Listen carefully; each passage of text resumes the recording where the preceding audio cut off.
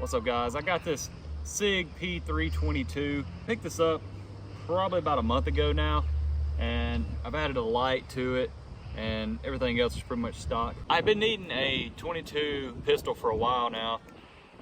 The last one I had was actually a 22 Magnum Rock Island 1911 style, and it had some jamming issues, so I ended up getting rid of it and I went without one for probably a year and a half, 2 years, and then I finally got this the other day. I think I paid around $450 for it plus tax, and that's not really a terrible price, I don't think. I've definitely shot it already and I really like it. It's a nice gun. So let's test it out and see what it can do.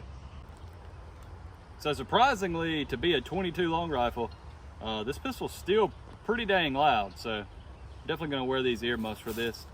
All right, I got a couple AR 500 targets down here, and we're gonna see if we can hit them.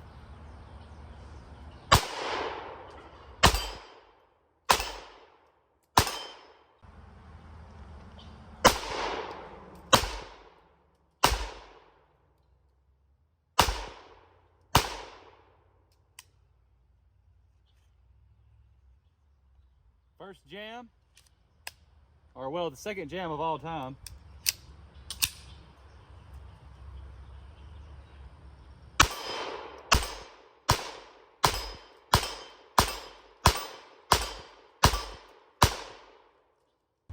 All right, so sweet shooting little gun. The ergonomics on this one is really good compared to some of the other 22s out there.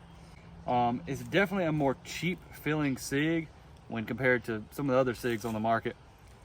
I have a SIG P320, a little cheap feeling, but compared to some of the other 22 pistols out there, it's ahead of the game in my opinion. Unless you go with something solid metal like a 1911 or something like that. Really easy slide, so for somebody who has trouble with racking the slide and stuff like that, a lot of women tend to like a easier slide. All right, so all in all though, for $450 price point, I think it's a pretty good buy, but it does feel a little on the cheap end. I think for $450 it should feel a little bit better, and when I say that, it's hard to describe it, but it's kind of cheap feeling, but not as cheap as a lot of the other 22 pistols out there. Keep that in mind. It holds 20 rounds, and I mean, I think that's a good fair amount for a 22 pistol. I'm actually using this as my safe gun in my house. I got a small little safe, little pistol safe, and this is actually what I'm using because it's not going to over penetrate. And I mean, 20 rounds, you can unload quite a few.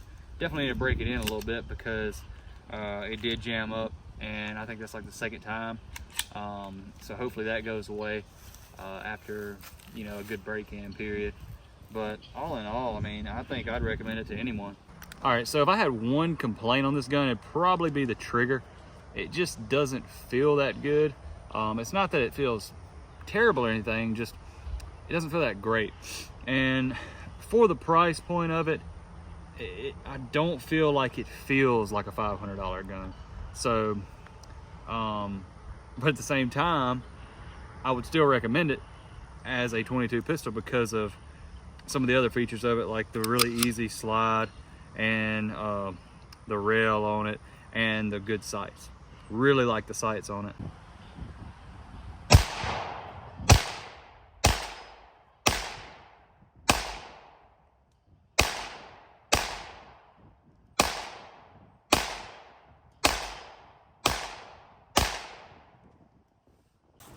I think it seems to feed a lot better with these stingers. I think they're hitting hard enough to where it helps it cycle a little bit better. So, and I've seen that with a lot of pistols. They tend to like hotter loads, and I think this one's no different. I'm gonna do a slow-mo for y'all, and I'm just gonna unload the entire magazine, and we're gonna see if it can cycle through every round.